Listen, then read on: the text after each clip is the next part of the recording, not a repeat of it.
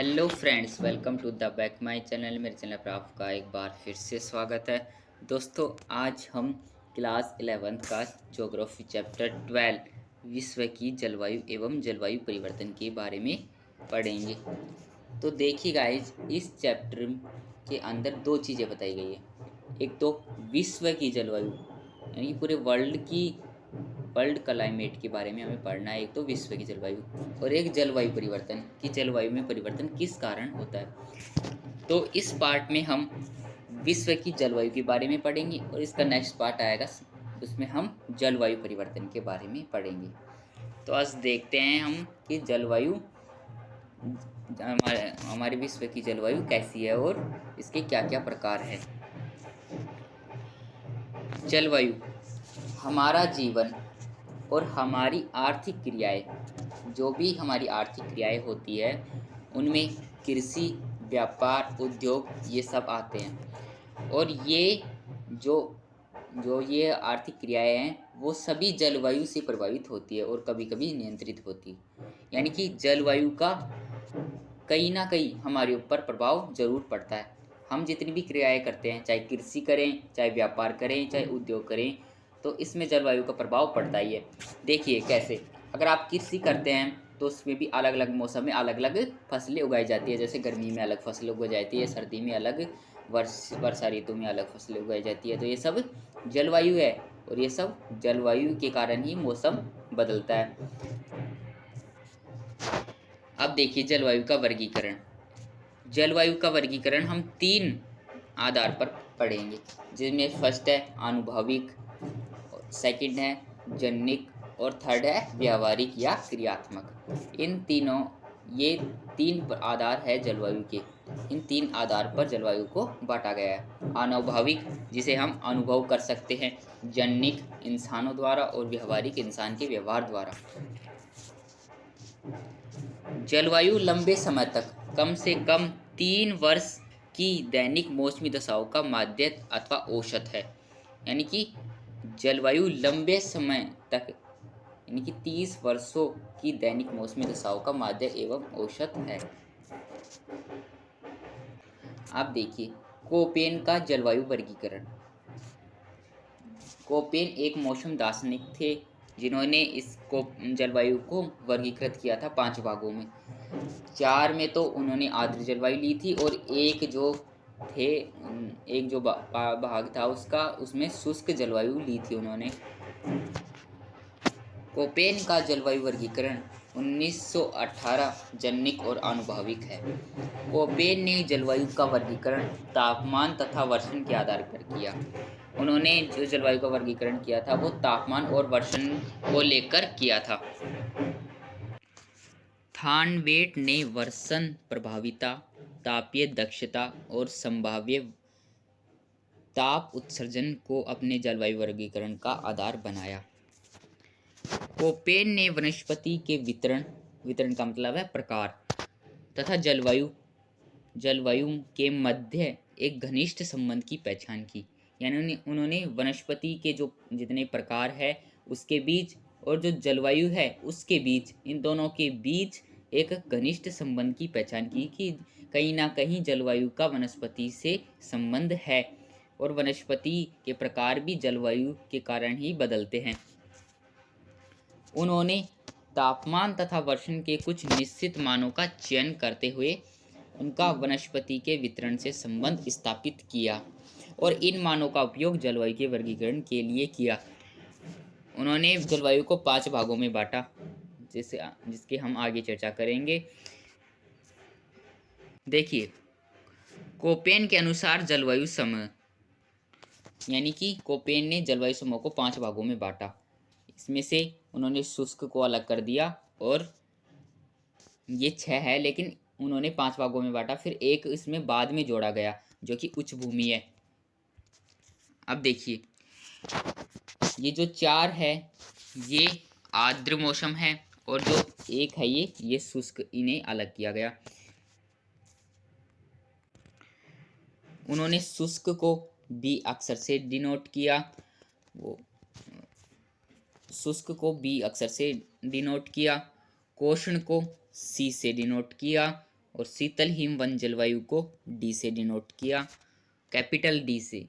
और ये कैपिटल अक्षर है जितने भी हैं, अगर आप आ जाए एग्जाम में कि शुष्क जलवायु के किस अक्षर से, ये एक मार्क्स में पूछा जा सकता है कि शुष्क जलवायु को किस अंग्रेजी के किस अक्षर से डिनोट किया गया, तो आप कैपिटल बी लिखें। अगर आप स्मॉल बी लिखेंगे तो आपके मार्क्स कट जाएंगे।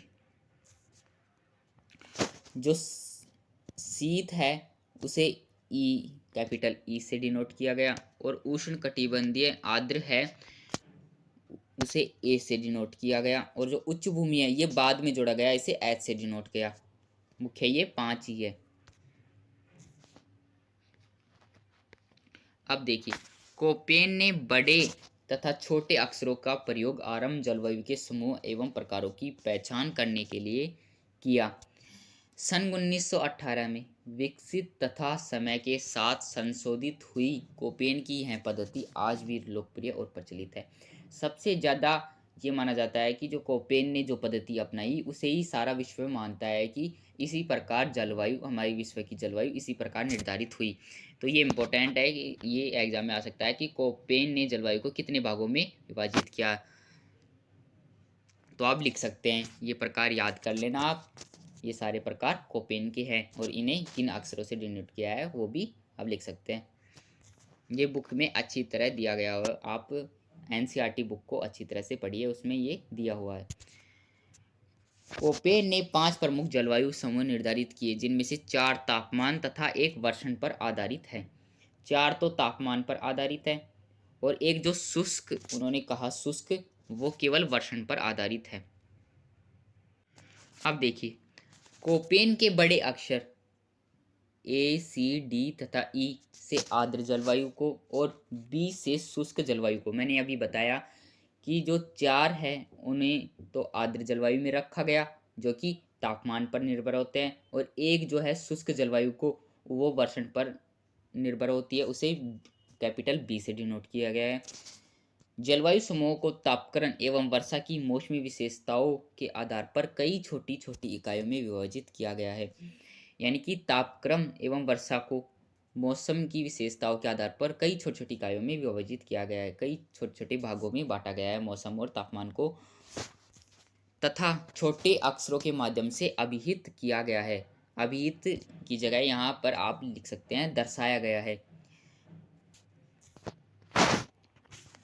आप देखिए, कोपेन के उष्ण कटिबंधीय जलवायु, कोपेन के उष्ण कटिबंधीय जलवायु को 3 प्रकारों में बांटा जाता है, जिनके नाम हैं ए एफ उष्ण कटिबंधीय आर्द्र जलवायु, ए एम उष्ण कटिबंधीय मानसून जलवायु, ए डब्ल्यू उष्ण कटिबंधीय आर्द्र जलवायु जिसमें शुष्क ऋतु। अब देखिए, कोपेन ने जलवायु को 5 भागों में बांटा। अब उन 5 भागों के भी अलग अलग प्रकार हैं जो कि इतने इम्पोर्टेंट नहीं है, बस आपको 5 भाग याद रखने हैं। लेकिन आप ज़्यादा डीपली से पढ़ना चाहते हैं तो उसमें एक टेबल दी हुई है बुक में, उसे आप एक बार देख लीजिए। उसमें सारे इनके इन 5 प्रकारों के भी अलग से प्रकार लिखे हुए हैं। इन 5 प्रकारों को भी अलग अलग प्रकारों में बांटा गया है।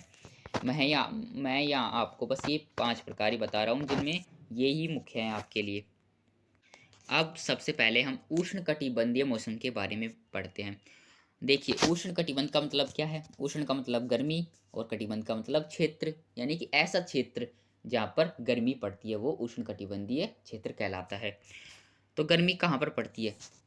यह विषुवत रेखा से 23.5 डिग्री उत्तर और 23.5 डिग्री दक्षिण के बीच वाला भाग है, जो उत्तर में कर्क रेखा और दक्षिण में मकर रेखा के बीच भूमध्य रेखा के आसपास स्थित है। यह अक्षांश पृथ्वी के अक्षीय झुकाव से संबंधित है। कर्क और मकर रेखाओं में एक सौर्य वर्ष में एक बार, इनके बीच के पूरे क्षेत्र में एक सौर्य वर्ष को 2 बार सूरज ठीक सिर के ऊपर होता है। विश्व की जनसंख्या का एक बड़ा भाग, लगभग 40% इस क्षेत्र में रहता है। अब देखिए कि उष्ण कटिबंधीय वाला क्षेत्र कौन सा है, इसे मैं आपको मैप द्वारा अच्छे से समझाता हूँ।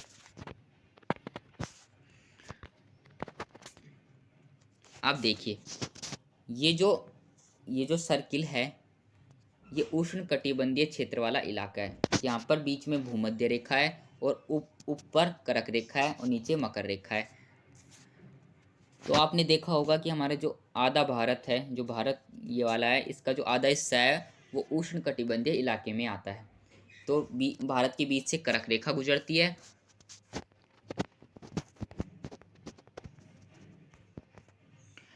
भारत के बीच से कर्क रेखा गुजरती है।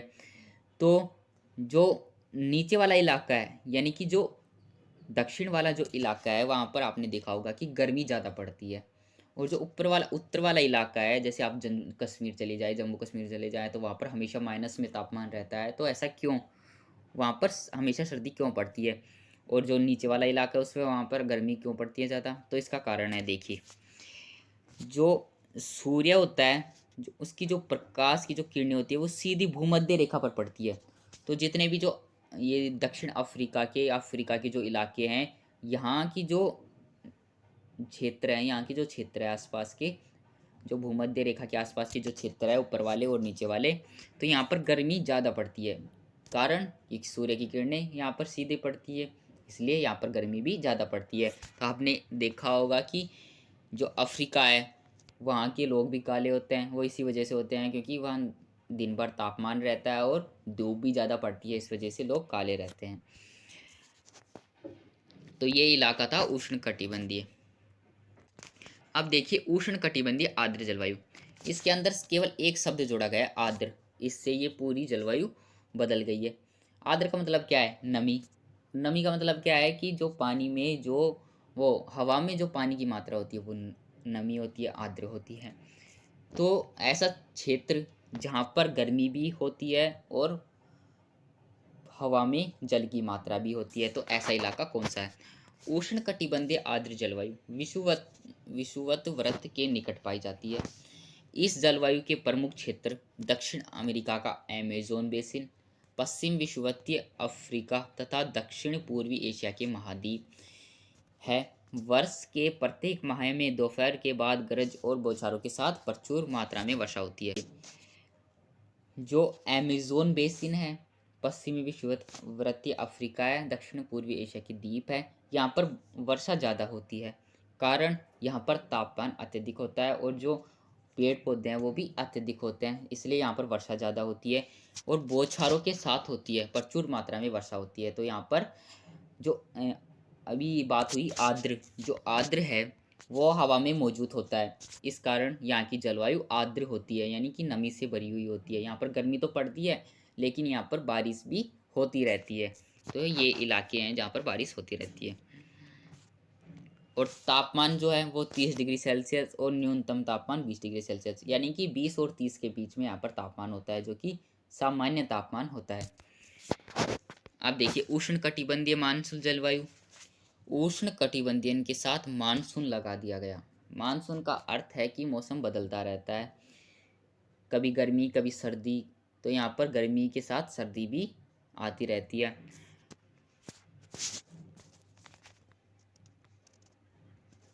सॉरी, आप पढ़ते हैं उष्ण कटिबंधीय मानसून जलवायु के बारे में। उष्ण कटिबंधीय मानसून जलवायु भारतीय उपमहाद्वीप, दक्षिण अमेरिका के उत्तर पूर्वी भाग तथा उत्तरी ऑस्ट्रेलिया में मिलती है। भारी वर्षा ज़्यादातर गर्मियों में होती है। शीत ऋतु शुष्क होती है। जो उष्ण कटिबंधीय मानसून जलवायु है वो भारतीय उपमहाद्वीप, दक्षिण अमेरिका के उत्तर पूर्वी भाग तथा उत्तरी ऑस्ट्रेलिया में मिलती है। हमारे यहाँ क्या है, हमारे यहाँ भी मौसम बदलता रहता है। जो भारतीय उपमहाद्वीप है, हमारा जो भारत है, उसके अंदर भी आपने देखा होगा वर्ष भर मौसम बदलता रहता है, कभी गर्मी तो कभी सर्दी कभी वर्षा। तो 6 ऋतुएं हैं, तो वो 6 ऋतुएं आती रहती हैं। और गर्मियों में ज़्यादा वर्षा होती है। क्यों? क्योंकि तापमान भी अत्यधिक बढ़ता है, इसलिए वाष्पीकरण भी ज़्यादा होता है, और वाष्पीकरण होगा तो वर्षा भी ज़्यादा होगी। तो इसलिए ये कुछ इलाके हैं जिनमें बारिश भी ज़्यादा होती है और गर्मी भी ज़्यादा पड़ती है। तो ये उष्णकटिबंधीय मानसून जलवायु है। आप देखिए शुष्क जलवायु, मतलब सूखी जलवायु, जहाँ पर वर्षा कम होती है। ऐसे कुछ क्षेत्र हैं जहाँ पर बहुत ही कम वर्षा होती है। शुष्क जलवायु की विशेषता अत्यंत न्यून वर्षा। न्यून का मतलब है बिल्कुल कम वर्षा, जो पादपों के विकास हेतु काफ़ी नहीं होती। यह जलवायु पृथ्वी के बहुत बड़े भाग पर मिलती है, जो विषुवत वृत्त से 15 से 60 डिग्री उत्तर व दक्षिण अक्षांशों के मध्य प्रभावित होती है। अब देखिए शुष्क जलवायु क्या है, यानी कि कुछ ऐसे क्षेत्र होते हैं जहाँ पर बारिश होती ही नहीं, बिल्कुल ही नहीं होती, तो वहाँ पर पेड़ पौधे भी कम पाए जाते हैं, और पेड़ पौधे कम पाए जाते हैं तो वहाँ पर जो जनसंख्या का प्रतिशत है वो भी कम होता है, यानी कि वहाँ पर लोग भी कम रहते हैं। तो ऐसे मरुस्थल होते हैं जहाँ पर वर्षा कम होती है, इसलिए वहाँ पर सूखा बिल्कुल सूखा जम जाता है। तो ऐसे कुछ क्षेत्र है जहाँ पर शुष्क जलवायु भी पाई जाती है। शुष्क जलवायु आ जाए तो आपको ध्यान रखना है बिल्कुल कम वर्षा वाले क्षेत्र। अब देखिए मरुस्थलीय जलवायु। अधिकतर उष्णकटिबंधीय वास्तविक मरुस्थल दोनों गोलार्ध में 15 डिग्री तथा 60 डिग्री अक्षांशों के मध्य विस्तृत है। गर्म मरुस्थलों में औसत तापमान 38 डिग्री होता है, जो कि अत्यधिक होता है। इसमें गर्मी लगभग ज़्यादा ही होती है 38 डिग्री तापमान में। मरुस्थलों में वर्षण की अपेक्षा वाष्पीकरण की क्रिया अधिक होती है। उच्च तापमान और वर्षा की कमी के कारण वनस्पति बहुत ही कम पाई जाती है। इसमें वनस्पति बहुत ही कम पाई जाती है, लेकिन जो स्टेपी क्षेत्र है वो पाए जाते हैं। स्टेपी क्षेत्र का मतलब है कि छोटी छोटी झाड़ियाँ पाई जाती हैं। जो मरुस्थल है उसमें आपने देखा होगा कि छोटी छोटी कांटेदार झाड़ियाँ पाई जाती है। बड़े बड़े वृक्ष नहीं पाए जाते क्योंकि वहाँ पर बारिश कम होती है, इसलिए वहाँ पर कंटीले वृक्ष होते हैं। खासकर राजस्थान के जो हिस्से हैं उनमें बारिश कम होती है, तो वहाँ पर मरुस्थल ज़्यादा पाए जाते हैं। अब देखिए टुंड्रा जलवायु। टुंड्रा जलवायु क्या है?